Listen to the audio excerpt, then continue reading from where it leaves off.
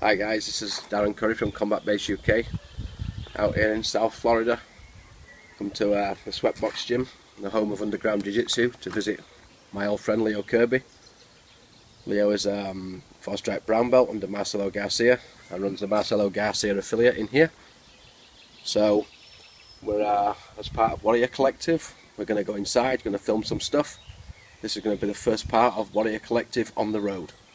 So let's go get changed and I'll see you on the mats. Okay guys, so as you can see now we're changed. This is my good friend Leo Kirby. As I mentioned, he's a 4th degree brown belt from Marcelo Garcia. He's a previous Pan Ams champion, previous NAGA champion, and he's going to share with you today one of his favourite combination of techniques. Okay, so I will pass you over to Leo.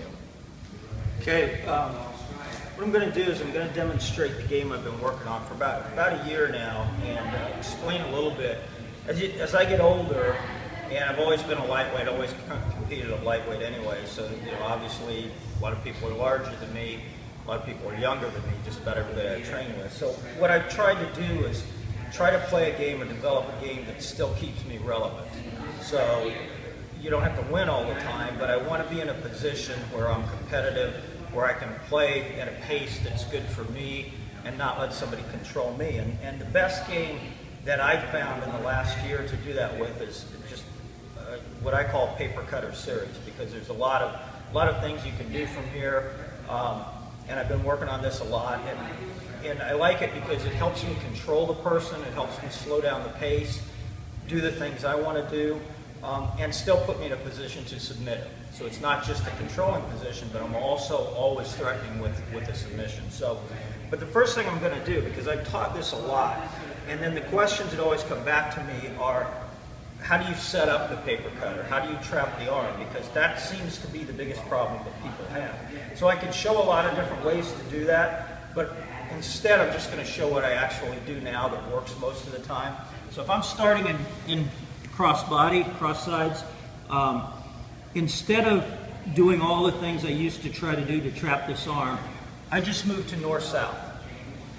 So I'll just start moving to north-south. I drop my weight here and start moving around him, and most of the time he will give me the arm just like he did. I don't have to do anything for it. If he's really good, or if he knows my game, as a lot of the students do obviously, I've got to do other things to set it up, but this will work most of the time. And somebody will come back to me and they'll say, well, I have trouble setting the arm. I say, just play from north-south. Forget about setting this up from cross-body. So again, here, move, drop my weight, move around his body. Right here, the arm usually pops up. And now I have my position. So if it doesn't, what I'll do is I'll move around here, still north-south position. He keeps the arms in. He's playing tighter game. I'll attack the legs a lot of times. As I attack the legs, he'll start attacking my arm. As he attacks my arm, this comes under, gets the collar here, back to the paper cutter position. So most of the time I set it up now. That's all I do. Cross-body to north-south, looking for one of the arms on either side. Normally he'll give it to me. If not, I can usually fight for it. That's one of the ways I fight for it. So again, here, drop over the arm, play from this position. This time he gave me this side, move back to paper cutter position, and I'm now in a position to attack. So, a couple pointers on this. And there's different schools of thought on how you do this choke. Some people will start here, come around the head. Some people move the head to separate his throat. What I generally do is this. Once I'm in position, I make sure that my head stays right here. Because a lot of people, they'll start this position and try to attack this way. This guy gets, this is how I defend it. I look for a guy who keeps his head up here. Just put it on my face. And all he'll do is start pushing away. Now if he rolls me, he's reversed my position. He's in the paper cutter position. So I've got to make sure I don't give him that opportunity to roll me. So as soon as I get my collar grip, this is what I'm looking for. My head's here. This hand will first go for the choke. If he knows what I'm doing, obviously he's going to defend it. And that's what I expect. So when I play this position, I'm always looking for the choke. Whatever else I do, I'm waiting for him to get lazy. Sometimes he'll grab my bicep. He knows my game, he'll grab my bicep. I'll grab his collar. I'll wait a little bit.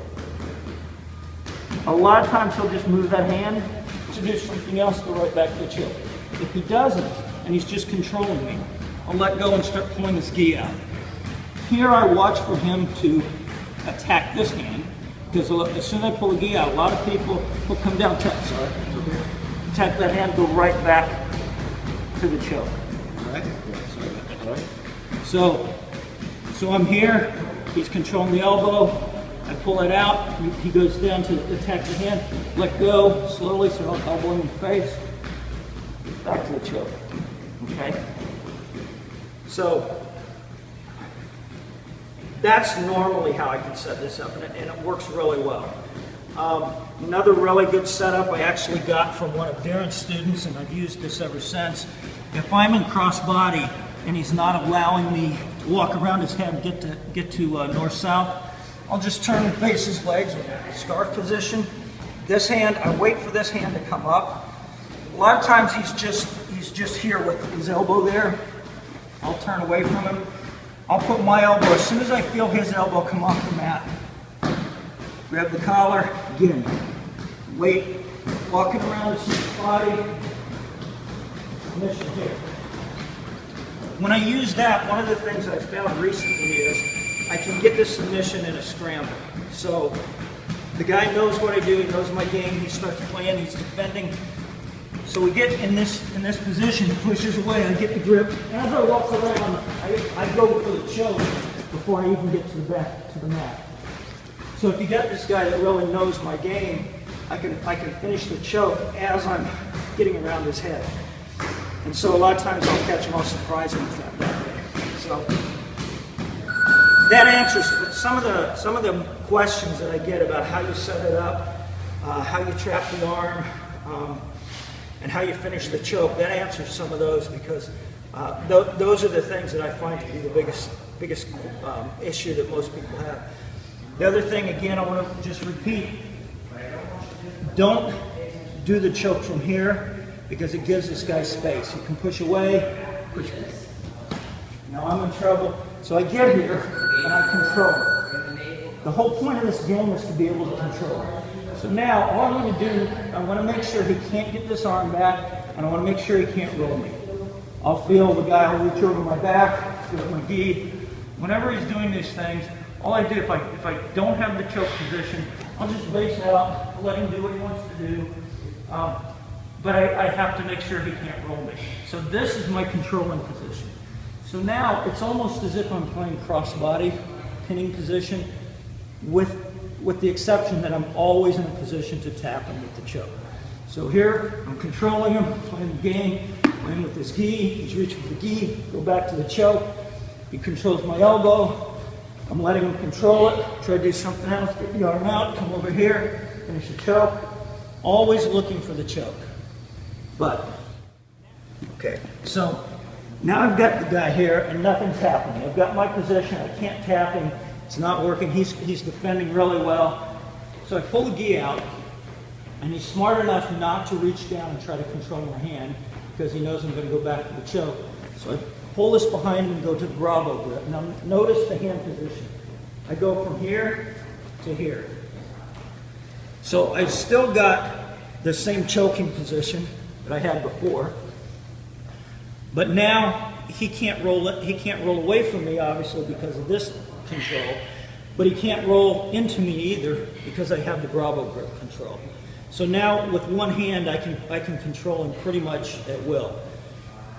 Here it makes the choke a little tougher. It becomes more of a larynx choke. I try not to do that. I'll release the gi a little bit, try to get my elbow to the mat, finish the choke that way. But I have really good control right now. So now I start attacking this arm. One of the things you can do is you can set him up, grab here. You have a real easy submission. I don't want to neck crank. I always want to do good jiu-jitsu, so I'm not pushing into him. I'm just pulling back with my elbow a little bit. Fairly easy submission, really good position. I'm not giving up position to get this. So I control the elbow, pick him up, control the elbow here. All I'm doing is applying pressure right here. Very simple submission. You can go from here to the crucifix, which I like to do sometimes. You can set it up here, step over, crucifix choke here. I want to choke him. I can choke him. If I want to just slide back, an elbow lock here, or a shoulder lock here. But again, it's a very good controlling position.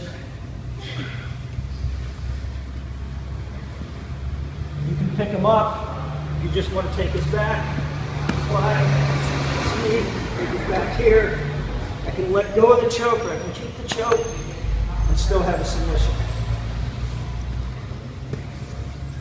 So there's a lot of other things you can do from the paper cutter position, but again, the reason that I like it is it puts me in a position to always be in control, to always be ready to submit him, and to go from one thing to the other without giving up my position. The first technique that I really learned and tried to get down really well was Kimura from north-south. And the reason I like this better than an armbar from north-south is I don't have to give up position to tap it. So if I fall and the guy escapes, now he's on top. I definitely don't want to do that now. But I can go from here to the paper cutter just by pulling the gi out, locking. If I can't make him release here, pull the gi out, lock him, right back to paper cutter position. So you can set up the paper cutter from a lot of different ways if you're looking for it. But again, the reason I like it is it puts me in control. I can control the pace of the match, control what he does to me, and I'm always in a position to submit him. And about the last year, that's been what I've concentrated on more than anything else. Okay? Okay guys, so on behalf of Warrior Collective on the road, say thank you to my good friend Leo, over at Marcelo Garcia, the Sweatbox, Underground Jiu Jitsu in Davie, South Florida. You guys ever over here, just hit Leo up, let you come over and train. So don't forget to check the website, guys, the Warrior Collective again, or the YouTube channel, for a lot of other martial arts related instructional videos. So for now, hope you like that. Time to go get some sunshine. Thanks guys.